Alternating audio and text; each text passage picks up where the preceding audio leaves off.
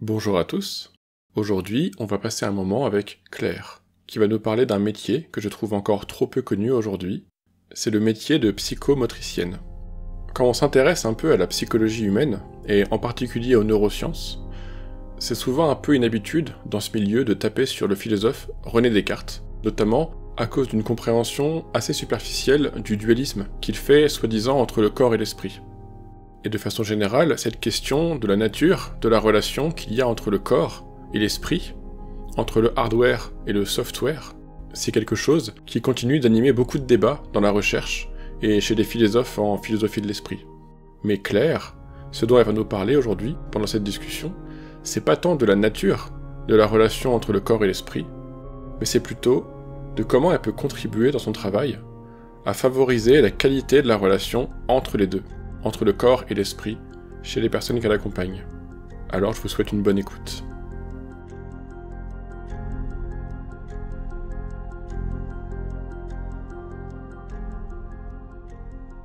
Bonjour Claire, je suis très content de pouvoir t'écouter parler aujourd'hui de ton job. Bonjour. C'est vraiment, t'es typiquement quelqu'un où quand j'ai découvert ce que tu faisais et pourquoi tu le faisais, ça m'a vraiment enrichi sur comment on peut accompagner des gens, les différentes dimensions avec lesquelles on peut accompagner quelqu'un. Donc, C'est vrai que j'ai la chance de faire un beau métier, donc ouais, tant mieux. Alors, est-ce que tu veux te présenter rapidement ? Moi je m'appelle Claire Proto, je suis diplômée depuis 2019 et je suis psychomotricienne, donc j'ai un diplôme d'état de psychomotricité.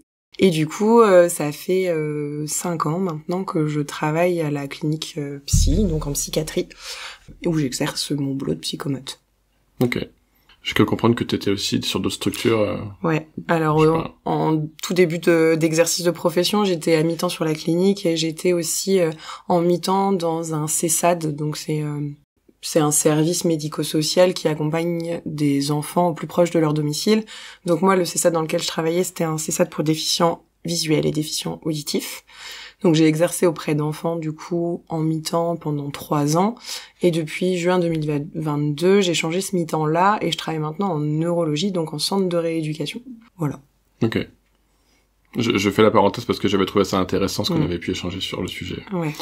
La complémentarité des différentes cliniques que j'ai pu voir, que ce soit avec les enfants ou là en centre de rééducation, elle enrichit vachement aussi ma manière de percevoir et de travailler. Ouais. Est-ce que tu peux nous dire un peu ce qui t'a amené à t'orienter vers ce job de psychomotricienne ? C'est quoi le parcours pour devenir psychomotricienne ? Alors moi, ce qui m'a orientée, c'est ma propre histoire de vie dans laquelle j'ai pu voir l'impact, donc moi, dans ma propre vie de la maladie physique sur l'intégrité psychique et à quel point les ressources psychiques peuvent aider dans le combat de la maladie physique. Et du coup, quand j'ai choisi mon orientation, je savais que c'était dans le médical. C'était pas psychologue, je voulais pas faire médecin pour pas passer 15 ans dans les études. C'était pas kiné non plus parce que c'était pas assez. Et du coup, j'ai la chance d'avoir une cousine qui a 7 ans de plus que moi, qui est aussi psychomotricienne. Et du coup, quand moi je cherchais mon orientation, elle rentrait dans l'école de psychomote. Et du coup, elle m'a parlé de son boulot et je me suis dit, ok, c'est ça. Voilà comment j'y suis arrivée. Après, ça a un peu changé comment on rentre dans une école de psychomote depuis ma génération à moi, enfin depuis 5 ans. Maintenant, c'est avec Parcoursup où on va pouvoir rentrer dans un institut de formation des psychomotes. Je sais plus exactement combien il y en a en France maintenant, mais il y en a autour de 20, je dirais. C'est tout ? Ouais, c'est tout. Et moi, quand j'ai passé mes concours, il y en avait 10, je crois. Ah ouais. 10, 12, donc ça a vachement évolué là ces dernières années. Ça veut dire que le métier est aussi en plein essor. Ouais. Et du coup, avant, on passait un concours après une année de prépa. Ça, c'est mon parcours à moi. Et en fonction des résultats de concours qu'on avait, on intégrait l'IFP si on était pris. Maintenant, c'est avec Parcoursup. Donc, en fonction de ton dossier, tu vas venir postuler dans des IFP. En fonction du nombre de places, tu vas être pris. Pour certains IFP, ils gardent quand même une sélection avec un oral. Enfin, avec un entretien oral pour vérifier, pour valider l'admission ou pas. Ok. Voilà. C'est marrant parce que En fait, avant de te connaître, moi j'avais une image, un cliché, en fait, sur le métier de psychomote. Parce qu'on m'a toujours dit à la fac, quand j'étais en licence, ah, t'inquiète pas, si t'es pas prêt en master, tu pourras toujours rentrer en école de psychomote. Et du coup, j'avais le cliché qui est, en gros, les psychomotes, c'est ceux qui sont pas prêts en master de psycho, qui vont faire psychomote parce qu'ils ont pas les portes ouvertes au master. Ouais. Et je me suis dit, voilà, c'est des sortes de psychologues au moins bien, quoi. Et en te voyant, je me suis dit, en fait, c'est pas du tout le même métier et c'est pas du tout un sous-métier. En fait, c'est un métier à part entière et c'est incroyablement riche, en fait. Et du coup, en fait, c'est à la fois la richesse et à la fois la problématique de notre métier de psychomote, c'est que c'est hyper large. Notre métier de psychomote, il peut interagir du bébé préma jusqu'à la personne âgée, en passant par tous les âges de vie et en passant par tous les handicaps. Donc en fait, c'est hyper large. Et quand on explique notre travail, alors moi je le fais au quotidien, hein, mais en fait ça paraît très flou parce qu'on parle de lien entre le corps et l'esprit, on parle de ces choses-là qui sont à la fois très matérielles parce qu'on se base sur un corps et sur sa physiologie, et à la fois beaucoup plus immatérielles avec le psychisme et comment l'un et l'autre interagissent dessus. Quand on dit ça paraît hyper flou. Donc c'est sa richesse. Mais c'est aussi ce qui fait que souvent, vu qu'on sait pas trop ce que nous on fait en tant que psychomote, on est assez les rebuts de la société du médical, je dirais ça comme ça, où c'est compliqué pour les autres de conceptualiser notre travail et c'est plus facile de rejeter ce qu'on ne comprend pas. Ah, ça. Donc voilà, c'est aussi la richesse et son handicap. Et alors du coup, concrètement, qu'est-ce que tu fais? C'est quoi un psychomote? Ouais. Qu'est-ce que tu fais avec les patients, avec les gens qui t'accompagnent? Là, on arrive dans exactement ce qui est flou. Donc, on va essayer d'expliquer le plus concret possible. Alors moi, je vais l'expliquer forcément teinté par ma clinique, la clinique dans laquelle j'évolue, donc teinté par mon interaction auprès des adultes. Je vais essayer de faire le plus large. En fait, le but de la psychomote, c'est de travailler donc les liens entre le corps et l'esprit, comme je le disais tout à l'heure. C'est à la fois comment on bouge dans son corps. Ça, c'est le motricien de la faim.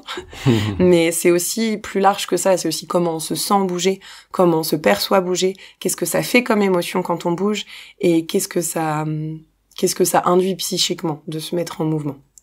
Donc c'est beaucoup plus large que ça.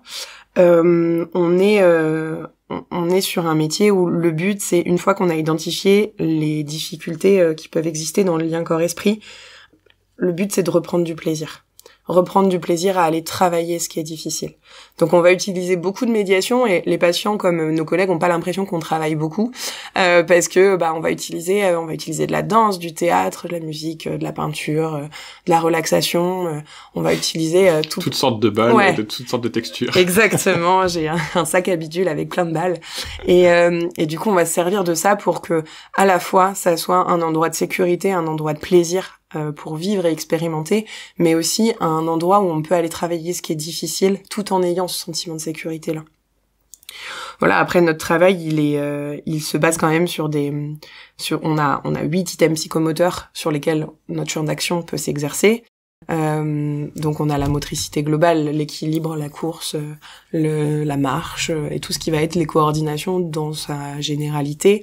On va avoir les coordinations fines, donc plutôt les coordinations, la graphomotricité, les coordinations entre l'œil et la main, des choses plus fines au bout des doigts.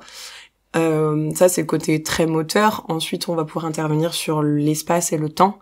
Ça va être la manière dont je m'organise mon espace, dans la manière dont mon corps interagit dans cet espace et dans ce temps-là. Ensuite on va avoir le schéma corporel. Le schéma corporel, c'est l'organisation très physiologique de notre corps et tous ses repères. Par exemple, ça va voir que mon front est à sa place et que le front de l'autre est à sa place, et avoir tous ces repères ces repères corporels de la cartographie du corps. D'accord. Ça, c'est le schéma corporel. Je peux te couper ou pas? Ouais. Parce qu'en fait, j'ai des liens qui se font dans ma tête en même temps et j'ai envie de savoir si ça te parle ou pas. En fait, souvent on dit que l'essentiel dans la relation thérapeutique, enfin l'essentiel dans la thérapie, c'est la relation, c'est la relation qui soigne. Et j'ai l'impression qu'il y a un peu ça dans ton travail qui est créer un lien avec la personne où elle se sent en sécurité. Mais j'ai l'impression qu'il y a un truc que toi tu fais et qui n'existe pas dans mon travail de psy, c'est que toi tu vas aussi travailler sur la relation que le patient a avec son corps. C'est ça. Et du coup la relation au corps et la relation au monde dans ce corps, c'est un truc qui est hyper important dans ce que tu fais. Exactement. Nous, c'est notre premier outil de travail, que ce soit le corps de l'autre ou notre propre corps à nous, c'est notre premier outil de travail. On passe par le corps, on le fait bouger, on le fait ressentir, on le fait vivre, revivre certaines sensations pour que on puisse intégrer de nouvelles choses ou réintégrer de nouvelles choses. Intégrer pour les enfants plutôt quand il y a des troubles du développement, peu importe d'où ils viennent, ou réintégrer quand on a des adultes qui ont vécu des traumas, qu'ils soient physiques ou psychologiques ou relationnels. Et du coup, la manière dont je me sens dans mon corps est la manière dont je le montre au monde. Et dont j'interagis avec celui-là dans le monde. Effectivement, il y a des gens qui, soit n'ont jamais investi la sphère du corps, ou soit l'ont désinvesti pour se protéger. Exactement. Et là, on arrive à un des concepts, donc après le schéma corporel, dans les 8 items psychomoteurs, on a un concept que je travaille beaucoup, moi, dans mes 2 structures, c'est l'image du corps. Ce concept-là, il est hyper intéressant, et moi, c'est vraiment la base de mon travail. L'image du corps, c'est la représentation inconsciente que l'on a de son propre corps, qui est teintée par tous nos vécus émotionnels, relationnels et sensoriels. Donc en gros, je sais pas, on a eu un très gros accident de voiture et on a une cicatrice de 20 cm sur le bras. C'est pas seulement une cicatrice, c'est aussi, dès que je la vois, ça me rappelle la douleur, ça me rappelle le traumatisme, ça me rappelle le fait que je peux plus exercer mon travail, c'est pas seulement de la peau qui a été déchirée, c'est bien plus que ça. Il y a une charge émotionnelle et symbolique. C'est ça, il y a une charge émotionnelle et symbolique, et en fait, ça vient teinter cette image. Pareil, quelqu'un qui a été violenté, peu importe quel genre d'agression, et en fait, ça fait des vécus sensoriels et des vécus relationnels négatifs sur son corps, et du coup, ça va modifier son image qu'il a de son propre corps, et du coup, ça va un peu faire comme l'effet d'un miroir déformant à son propre regard. Est-ce que c'est ça, tu crois? Je passe un peu du coq à l'âne, mais... Vas-y.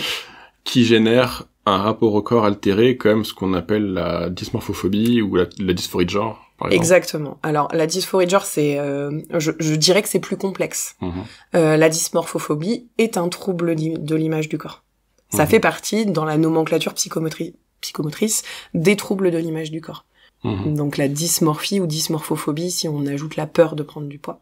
Dysmorphie, c'est juste le décalage entre le corps que je vois très gros et le corps réel que j'ai. Une perception qui ne correspond pas au réel. Quoi. Exactement. Alors il y en a plein d'autres, des troubles de l'image du corps, mais même si on n'en arrive pas à développer des troubles de l'image du corps qui sont, on va dire, nommés, nous, sans réelle pathologie, on a aussi notre expérience de vie qui teinte notre corps et la manière dont on le perçoit et dont on le voit. Oui, il y a des gens comme ça, j'avais fait du théâtre avec Carlos Tinoco, il expliquait que, typiquement, moi, j'ai senti sur scène à quel point ma façon d'investir mon corps était pas cohérente par rapport à mon corps. Je me dis 1m93, mais je me comporte comme si je faisais 1m60. Et du coup, ça génère un truc un peu bizarre. Parce que c'est comme si je prenais pas ma place pleinement, en fait. Et des fois, c'est l'inverse. Il y a des gens qui sont petits, mais qui prennent tellement de place que du coup, ça paraît aussi... désaccordé. Mais ça vient des expérimentations, ça vient des vécus, voilà, les gens très très grands qui grandissent très très vite mais qui ne pratiquent pas d'activité physique en même temps. Généralement, ils ont des gros troubles de la coordination. Ils sont pas à jour, en fait. En fait, ils sont pas à jour parce que leur corps a grandi plus vite que leur expérience sensorielle ne leur a permis de l'intégrer. Ouais, c'est intéressant. Et donc, du coup, ça crée des troubles de la coordination. Je pense même que ça peut être intéressant parfois en accompagnement de s'intéresser à ça, comment s'est passée votre croissance, etc. Parce qu'effectivement, peut-être qu'il y a des vécus qui n'ont pas été pleinement... C'est possible. Après, l'avantage avec cette image du corps, c'est qu'on a une chance pour nous, c'est qu'elle est malléable. Elle peut bouger. Contrairement au schéma corporel, une fois qu'il est intégré, il est intégré. Sauf gros traumatisme, notamment neurologique, il est intégré. L'image du corps, elle peut se moduler. Donc en positif, si on remet des expériences positives, c'est ce que je viens faire en psychomote, ou en négatif, si malheureusement on est reconfronté à des choses négatives. Si on nous répète toute notre vie que notre nez est énorme, quand on se voit dans le miroir, on se voit avec le nez de Cyrano de Bergerac, quoi. Ouais. Ok, c'est plutôt une bonne nouvelle que ça puisse bouger, et en même temps, c'est aussi, c'est important d'être vigilant parce qu'on peut être blessé, on peut être altéré dans sa perception. On peut être dégradé, quoi. C'est ça. Est-ce que tu peux nous parler 2 minutes de comment tu travailles avec cette image? Moi, je pense à ce que tu fais au sol, là, sur les feuilles et tout, c'est vachement intéressant. Ah, ok, d'accord. C'est juste de comment tu aides les patients à prendre conscience que leur perception n'est pas rationnelle, en fait. Ouais, en fait, c'est exactement ça. Alors là, c'est plutôt dans des exercices de dysmorphie ou dysmorphophobie quand il y a ce trouble-là qui est sous-jacent. La première étape, avant de transformer l'image du corps, c'est percevoir qu'il y a une différence entre le corps vrai et le corps perçu et ressenti et vécu. Donc il y a une différence, donc faut allumer un peu l'ampoule dans la tête du patient en lui disant ok, c'est différent. Tu vois ton corps comme ça, ok, soit on va bosser dessus, mais par contre prends conscience que c'est pas comme ça que moi je le vois ou toutes les personnes de l'extérieur le voient. Donc pour ça, j'essaye de les confronter à leur image d'eux. Le souci c'est qu'on peut pas le faire face au miroir parce que c'est déjà biaisé par les émotions, le miroir. Donc en fait on va passer par d'autres biais. Moi j'aime bien faire un exercice avec des ficelles où je leur propose de tracer la circonférence qu'ils pensent que différentes parties de leur corps ont. Par exemple, avec une ficelle, tracer le cercle de leur cuisse, du tour de leur cuisse. Et du coup, faut qu'ils le tracent sur la table. Et après, on vient prendre la mesure réelle et on compare entre qu'est-ce qu'ils ont projeté au départ et le tour réel de leur cuisse. Et du coup, là, ils peuvent percevoir que des fois, il y a des grands écarts. Hein. Moi, j'ai vu des patients faire 3 fois le tour de leur ventre. Donc, des choses des tours de ficelle qui sont plus larges qu'une table, alors qu'ils font du 36. Et c'est sincère, c'est pas juste du... C'est sincère. Ah ouais. Et quand factuellement, je leur montre, parce qu'en même temps, je leur verbalise, regardez, c'est ici que ça se met de bout à bout, et regardez tout ce qui dépasse, et je leur dis en même temps que je suis en train de le faire sur leur propre corps, et que je le replace de nouveau sur la table après. Il y a souvent ce truc de c'est pas vrai. Et souvent, à cet exercice-là, les patients disent je sais intellectuellement que c'est vrai, mais émotionnellement, j'y crois pas. Genre, je crois pas ce que je vois, quoi. Je n'arrive pas à croire ce que je vois, même si je suis très intelligent et que je sais, et que mon cerveau sait, de par mon intelligence, que c'est vrai. Il y a une citation de John Jobs que j'aime beaucoup, qui dit il y a des choses que l'intelligence comprend, mais que la sensibilité ne peut pas supporter. C'est bien dit. C'est bien dit, hein. Elle est belle, celle-là. Ouais. Et du coup, c'est exactement ça. L'intelligence comprend, mais la sensibilité, l'émotion ne peut pas supporter. Oui, parce que, en fait, probablement que c'est des choses qui sont liées à des réseaux traumatiques, etc. Exactement. Et du coup, changer sa perception, c'est aller réactiver ses souvenirs, et du coup, c'est des trucs trop durs. Oui. Puis généralement, c'est des patients où il y a un clivage entre l'émotionnel et le psychique. Ouais, ils se protègent comme ça. Ouais. Donc ils se protègent. Du coup, ça, c'est un des exercices. Après, je peux aussi faire les allonger sur une grande feuille de papier et leur faire tracer leur silhouette. Donc je trace juste la tête, les mains, les pieds. Et c'est à eux de relier la tête, les mains, les pieds. Et après, je les fais réallonger sur cette silhouette que eux, ils ont tracée. Et je trace les contours réels de leur corps. Et là, c'est pareil. On voit les différences de hauteur. On voit les différences de largeur. Et du coup, il y a ah ouais, ça, c'est mon corps vrai. Et ça, c'est ce que j'ai projeter moi. Ça, c'est la première étape. Et après, on va remettre des sensations positives, des émotions positives autour de ce corps-là pour rechanger cette image du corps. Ok.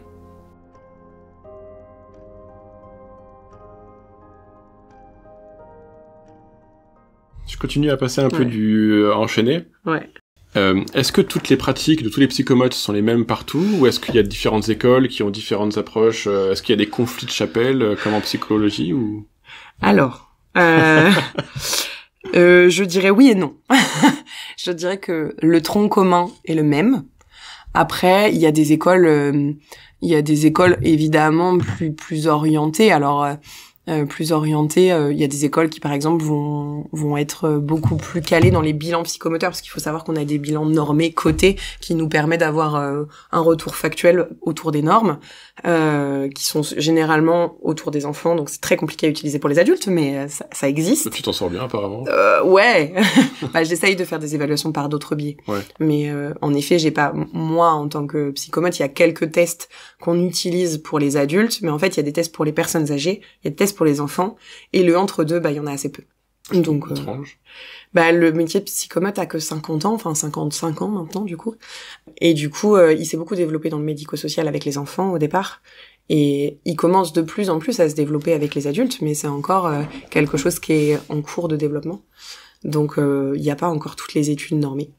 Donc, pour en revenir, il y a quand même des écoles qui sous-tendent des concepts plus ou moins ancrés. Donc voilà, on va avoir des écoles où la psychologie enseignée, ça va être plus du comportementalisme, d'autres ça va être plus du psychanalytique, d'autres ça va être un équilibre entre les deux. Il y a des écoles qui vont être vachement orientées cotation et bilan psychomoteur, même si on les voit tous, les bilans psychomoteurs dans chaque IFP, mais par contre, il y en a qui vont plus insister dessus. Après, là où la grande différence, c'est dans la pratique. Parce que une école de psychomote, c'est 3 ans. Pendant ces 3 ans, on a un fort apport théorique, mais on a aussi un fort apport de pratique. Parce que il faut expérimenter dans notre propre corps pour avoir une référence, pour permettre à nos patients d'expérimenter dans le leur. Donc en fait, les pratiques qu'on va vivre, moi par exemple, j'ai fait de la percu, j'ai fait de la relaxation, j'ai fait du tai chi, j'ai fait du rythme, j'ai fait de la danse, j'ai fait du théâtre. Ça, c'est pas dans le cursus de psychomote? C'est dans le cursus de psychomote. Ah ouais? Ouais. C'est trop bien. En fait, le cursus de psychomote s'organise en 2 gros troncs. Il y a la théorie, la pratique. Dans la pratique, on va venir expérimenter, essayer de faire du lien entre ce qu'on connaît de notre théorie et ce qu'on vit dans notre corps. Parce qu'il faut qu'on soit aussi avec notre propre ressources corporelles.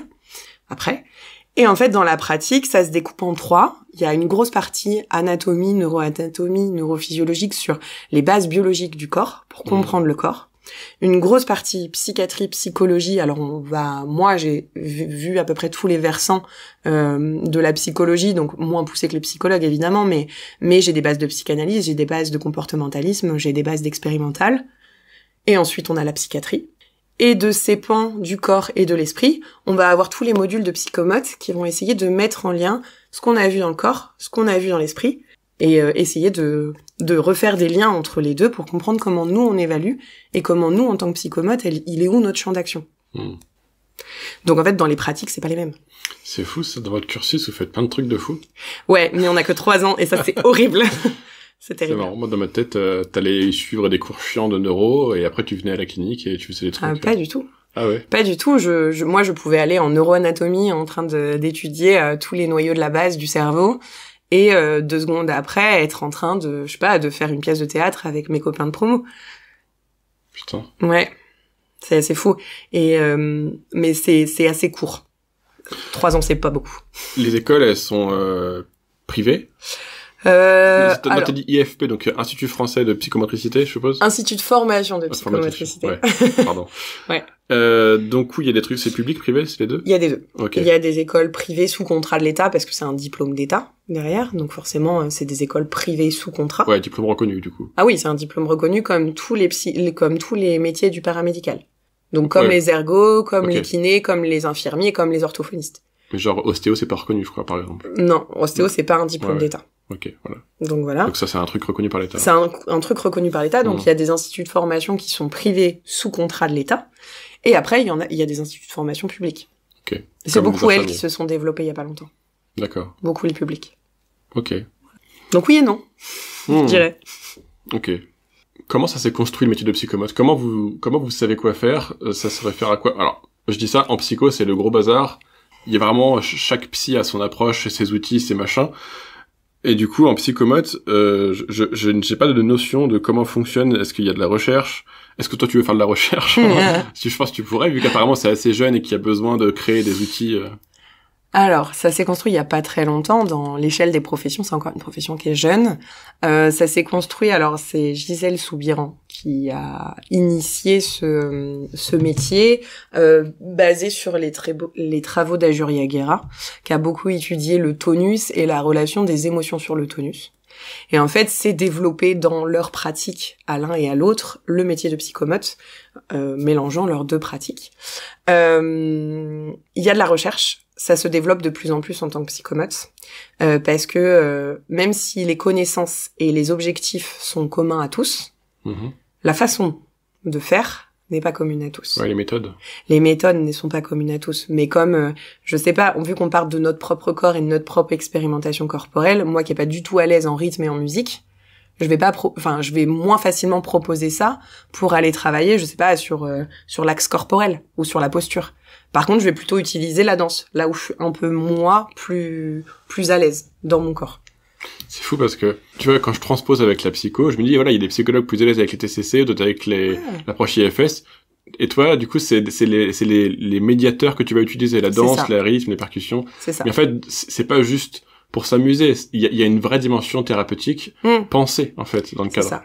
C'est ça, c'est que, oui, d'extérieur, on me voit passer, je sais pas, une balle qui pique sur le dos du patient, mais où on me voit, je sais pas, faire des percussions corporelles avec un patient tout en mettant de la voix, mais intérieurement, si je fais ça, c'est parce que il y a plein de références théoriques qui sont derrière. Et du coup, je viens chercher celle-là. C'est juste que je dis pas à mon patient, venez, on va travailler. Je dis à mon patient, venez, on va s'amuser, on va essayer d'écouter ce que ça fait dans les ressentis. Et du coup, il y a beaucoup plus de recherches maintenant parce que, en effet, il y a encore plein de choses à développer dans ce métier-là. Il y en a plein qui développent de plus en plus d'articles et de plus en plus de recherches. Et grand bien leur face, moi, c'est pas du tout ce que j'aime. D'accord. Moi, je suis peut-être un peu trop bordélique et pas assez carré pour faire de la recherche. Transmettre, enseigner, ça, ok. Mais par contre, faire de la recherche en tant que telle, moi, ça me coupe de mon cœur de métier qu'est la relation. Pour moi, en tout cas. Je comprends. Mais je suis contente qu'il y en ait d'autres de ma profession qui le fassent.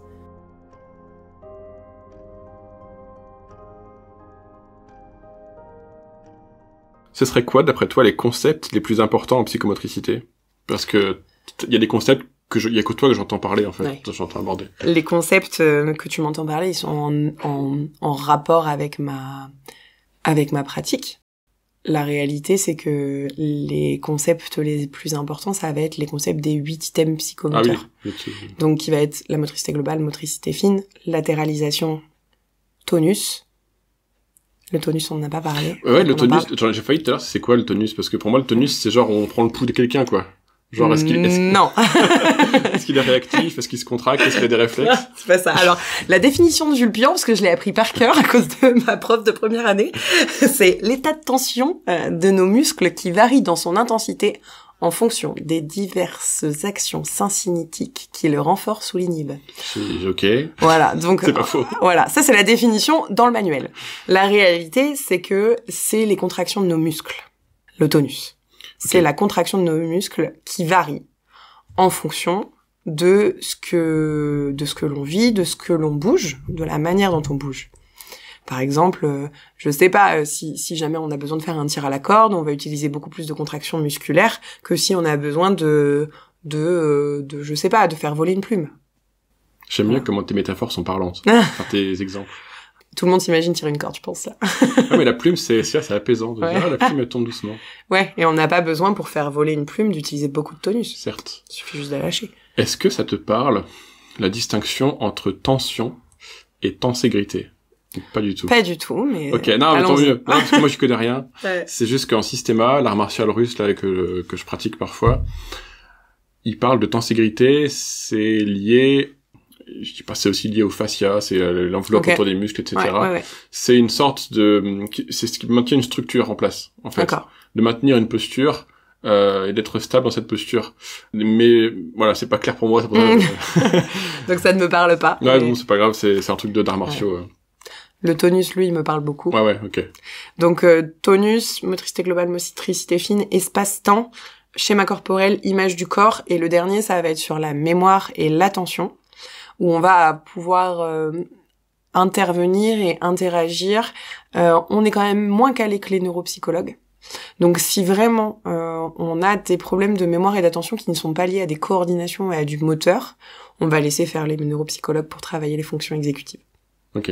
Oui, donc tu travailles aussi en coordination avec d'autres professionnels. Évidemment, je peux pas travailler seul. C'est difficile de travailler seul. Il y a des gens qui vont voir des psychomotes en libéral. Ouais. Du coup, c'est souvent adressé par un médecin, je suppose? Oui, on travaille sous prescription médicale, comme tous les paramédicaux. Donc, il faut une prescription médicale. Après, il faut rencontrer le psychomote en libéral. Malheureusement, ce n'est pas remboursé par la Sécu actuellement. Donc ça a quand même un tarif. Après, maintenant, il y a de plus en plus d'aides, que ce soit de la mutuelle ou que ce soit des différents organismes publics qui permettent d'avoir un soutien financier le temps qu'il y ait une place en institution. Parce que les délais d'attente pour rentrer notamment chez les enfants dans des structures médico-sociales sont énormes en France. Et donc du coup, ils vont mettre en place des plateformes ou des réseaux d'aide pour permettre d'avoir une entame de suivi avant la rentrée en plateforme médico-sociale. Ok. Voilà. Mais c'est pas ouvert que aux enfants. La psychomote en libéral, c'est aussi hyper pertinent pour les adultes. Ah oui. Notamment pour... j'ai une ex qui était autiste, qui allait voir une psychomote, et ça avait l'air d'être important. Parce que, pour apprivoiser son corps, elle des ressentis hyper intenses, des trucs comme ça. Ouais, pour travailler sur la sensorialité, qui est une de nos bases de fonctionnement. On est les professionnels qui sommes, enfin, c'est peut-être très prétentieux ce que je vais dire, mais qui sommes dans les plus adaptés pour travailler la sensibilité, la sensorialité. Ouais. J'aime bien Non, mais dire. clairement, on accompagne quelques personnes qui ont des traits autistiques, qui sont sur le spectre ici, et je constate, peut-être que c'est moi qui ai juste mon regard subjectif, mais tu fais partie des gens qui comprennent le mieux ce qu'ils vivent à l'intérieur, ce que c'est que d'être autiste, en fait. Après, c'est ce que je disais tout à l'heure, en tant que psychomote, dans notre tronc de théorie, on a vu toutes les pathologies possibles et inimaginables, du bébé préma jusqu'à la personne âgée. Mais tu vois, moi j'ai étudié aussi ces trucs-là à la fac, les médecins aussi, mais dans ta façon d'en parler et d'accompagner, la place que t'accordes au vécu et au sens et aux émotions, elle est très incarnée, en fait. Parce que ce qui embête le plus, enfin non, ce qui pas embête le plus, mais ce qui embête beaucoup les personnes avec un TSA, c'est le trouble du spectre autistique. C'est ces paliers sensoriels qui sont pas adaptés et ajustés. En fait, soit ils vont être en hyposensibilité, donc ils vont comme avoir l'impression de perdre leur corps parce qu'ils savent plus, ils le sentent plus. Soit ils vont être en hypersensibilité et faut s'imaginer avec une otite, non pas avec une otite, mais avec je sais pas des appareils auditifs dans un concert de hard rock. Et ben on n'a qu'une seule envie, c'est enlever les appareils auditifs. Parce que ça vient exacerber toute l'auditif. Ben en fait les TSA c'est ça. Mais parce que leur seuil sensoriel, il décharge beaucoup trop vite dans l'hypersensibilité, et du coup, il va avoir envie de se boucher les oreilles. Et c'est pour ça qu'on voit des TSA se boucher les oreilles. Parce que les stimulations auditives, elles sont beaucoup trop hautes pour eux. Et ça, c'est pareil sur tous les sens, donc le sens vestibulaire, qui est le sens de l'équilibre, pour ça qu'on les voit se balancer. Sur le sens visuel, ils vont venir chercher à fermer leurs yeux. Sur le sens auditif, sur le sens tactile, ils supportent pas le toucher la plupart du temps. Ceux qui supportent pas le toucher, c'est que là où nous, on va ressentir simplement une caresse, eux, ils vont avoir l'impression que c'est du papier ponce. Bah moi, si on vient me toucher et que je ressens du papier ponce, j'enlève mon bras aussi, normalement. Donc on va faire ce qu'on appelle de l'intégration neurosensorielle, et on va réintégrer au niveau neurologique les sensations pour leur permettre de s'y habituer le plus possible. Donc ces seuils, ils peuvent bouger aussi. Ils peuvent bouger avec beaucoup de stimulation. Et il faut savoir que s'ils sont développés avec ces seuils-là, ça entraîne les angoisses qui vont avec. Donc, même si on retravaille les seuils et que potentiellement, je sais pas, un enfant avec un trouble du spectre autistique peut plus facilement accéder à de la musique, ça n'empêche pas qu'il s'est construit avec la sensation peut-être de morcellement qu'a entraîné la musique, les angoisses que ça entraîne. Et généralement, les angoisses, vu qu'ils n'ont pas pu se développer comme il faut à cause de ça, du coup, les angoisses, elles sont archaïques. Et du coup, elles sont très puissantes. Donc, faut prendre aussi en considération la dimension affective chez un autiste. C'est pas parce qu'il parle pas, notamment pour les non-verbaux, qu'il ne ressent pas. Au contraire. Ouais. J'ai un ami qui dit, il cite je sais plus qui, et j'avais toujours été marqué par cette phrase, c'est les grandes douleurs sont muettes. Ouais. Et que c'est pas parce que il y a pas de communication, qu'il y a pas un vécu intérieur, une expérience privée, c'est ça. Qui peut être intense. Ouais. Je pense qu'on peut apprendre aussi à être à l'écoute de ça, du silence. Ouais, c'est ça. Et en plus, même si la voix ne parle pas, alors là je vais faire ma psychomètre, mais même si la voix ne parle pas, le corps parle. Tu fais une très bonne transition. Eh, t'as vu ça?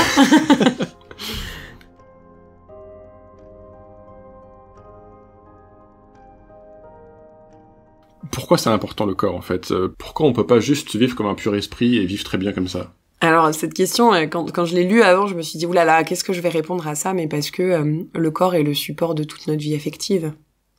C'est que sans corps, on ressent pas, on n'a pas d'émotions. En tout cas, on peut pas les différencier les unes des autres. On peut pas y accéder. Alors de une, le support est le corps est le support de notre motricité, ce qui nous permet de découvrir, de vivre, d'expérimenter, et du coup d'enrichir notre psychisme. Mais aussi, quand notre tête ne peut pas comprendre, ne peut pas réfléchir, il reste que le corps. Et il faut savoir que, par exemple, un bébé qui a pas du tout son psychisme développé quand il naît, et ben en fait, il va se servir de son corps comme premier support pour s'aider à développer son psychisme. Donc déjà de base, c'est grâce au corps que le psychisme s'est développé. Et je sais pas si je suis très claire dans mon explication, mais par exemple, une émotion, elle est pas seulement psychique. Elle se vit à travers ce qu'on appelle le dialogue tonico-émotionnel, qui a été développé par Ajuria Guerra, du coup, et dont je parlais tout à l'heure. Et en fait, le dialogue tonico-émotionnel, c'est par exemple quand je suis en colère, je vais venir me contracter. Quand je suis triste, mon corps va paraître lourd et va paraître lent. Et en fait, c'est comme l'expression de ce que je ressens. Et après, à partir de ça, l'esprit peut décoder en disant « Ouh là là, il se passe quelque chose, je ne me sens pas bien, ouh là là, je me sens lourd et je me sens lent, oh ça doit être de la tristesse. » Et à partir de là, l'esprit peut travailler.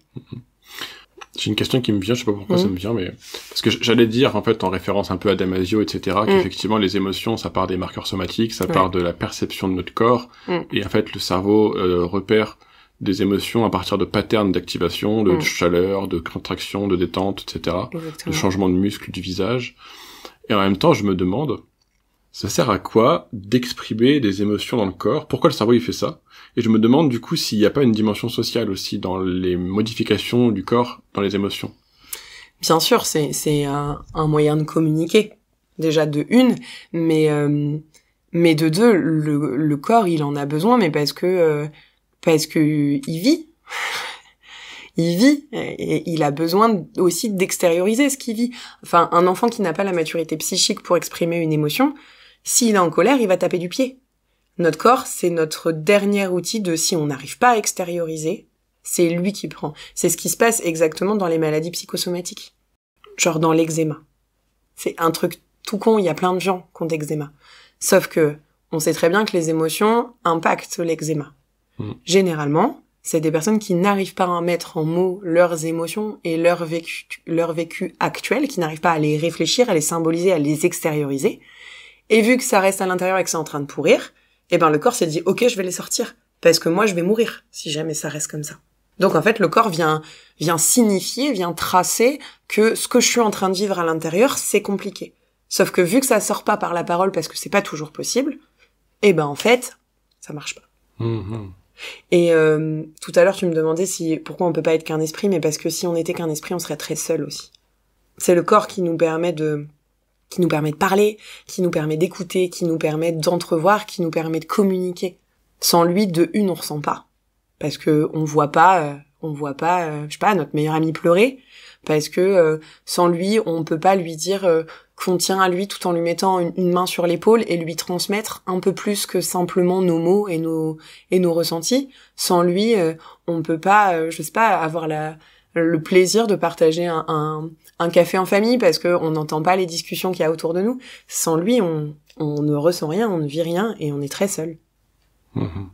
Ce qui est difficile chez les êtres humains, c'est que on est tellement dans une société où on valorise l'intelligence comme elle est définie dans les critères d'évaluation de l'intelligence. La logique, le mental. C'est ça. La logique, le mental, c'est ça, la performance dans notre monde d'adulte. Et nous, dans notre monde d'adulte, on doit pas laisser de place trop aux émotions, aux débordements, à la décharge motrice. Ça doit pas exister. On doit être assez intelligent pour pouvoir gérer le tout.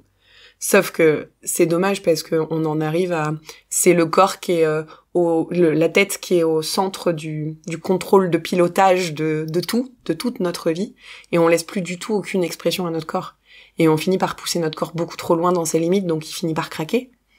On finit par en fait plus du tout laisser de place à cette expression et à cette conscience des limites-là. C'est ce que je vois beaucoup en neurologie. Alors ça, c'est pas du tout scientifique parce que j'en ai pas fait une recherche, mais moi, au centre de rééduc, je me rends compte que, par exemple, un patient qui arrive et qui a fait un AVC, ce qui arrive à plein de gens, si on retrace dans les 6 derniers mois ou dans la dernière année ce qui lui est arrivé, généralement, il y a des chocs émotionnels. Ou si on retrace, je sais pas, un patient qui développe une lombalgie chronique, donc des douleurs de dos, ce qui arrive, hein. La plupart du temps, c'est des personnalités très contrôlantes qui sont tellement à fond dans le travail qu'elles s'arrêtent jamais et qu'elles écoutent jamais les limites de leur corps et le corps finit par dire mais je n'en peux plus. Le corps parle quand l'esprit peut pas écouter. Intéressant. En ce moment, je veux bien dire aux gens parfois que on choisit pas ses limites, on découvre ses limites. Mais pour découvrir sa limite, il faut être à l'écoute. Ouais, c'est ça. Et effectivement, je pense que parfois, souvent, la plupart du temps même, on a une perception de ses limites qui est formatée par les attentes de la société. Je dois trouver inacceptable, par exemple, tel truc, et je dois accepter tel truc parce que c'est mon devoir, parce que c'est mon rôle, etc. Et en fait, ces limites prescrites par le récit collectif, elles sont en décalage avec nos limites réelles.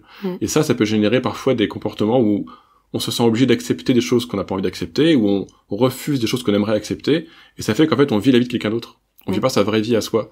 Et ça génère un sentiment d'absurde, et ça peut générer beaucoup de problèmes de santé, je pense. Et parce que justement, on part pas à la rencontre de ses limites, les vraies, en fait. Et du coup, Et pour sentir ses limites, en fait, il faut aussi pouvoir être à l'écoute de son corps à ce moment-là. Parce que c'est lui, avant même que l'esprit il ait compris, qui génère une répulsion, par exemple. Je sais pas, quelqu'un qui va venir, qui va nous hurler dessus, eh ben, en fait, avant même que notre esprit ait compris que la personne est en colère et pourquoi elle est en colère et rentre en empathie avec, le corps va réagir pour nous protéger. Il nous protège, c'est le premier qui parle, c'est le premier qui nous protège. Et pourtant, nous, êtres humains, intelligents, dotés d'intelligence, en fait, on a tendance à jamais lui laisser de place pour qu'il parle. Ouais, on est conditionné à croire que les signes d'alarme sont un problème à contrôler. C'est ça. Et du coup, on considère que c'est pas un signal pertinent à écouter. Et c'est justement le problème dans les hauts potentiels intellectuels. C'est que le cerveau va tellement vite et tellement performant, et c'est tellement satisfaisant de voir notre cerveau performant, qu'en fait, le corps, il est hyper frustrant.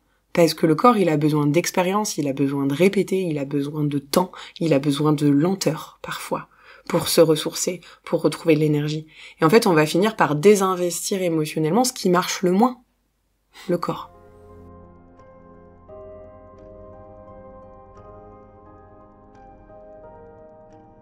Et on arrive à la fin de la première partie de cet échange, très intéressant avec Claire, sur son travail de psychomotricienne. N'hésitez pas à réagir en commentaire, si ça vous a plu autant qu'à moi. J'ai essayé de couper au montage le bruit des mouches qui rôdaient autour du micro, mais j'avoue que c'est possible que vous ayez quand même entendu parfois un léger bruissement étrange, parce que parfois elles volaient un peu trop près du micro. Je vous invite à aller écouter la deuxième partie de l'échange, en suivant le lien que je mettrai en description.